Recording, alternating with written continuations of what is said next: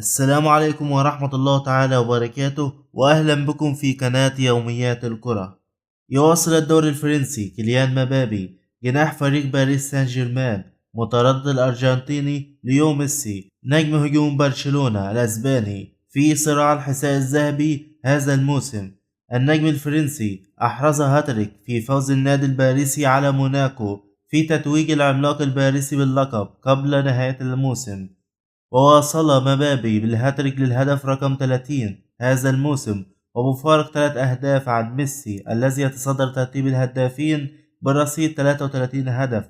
وجاء ترتيب الهدافين في أوروبا باحتساب النقاط كالآتي: 1 ليونيل ميسي برشلونة 33 هدفا. 2 كيليان مبابي باريس سان جيرمان 30 هدفا.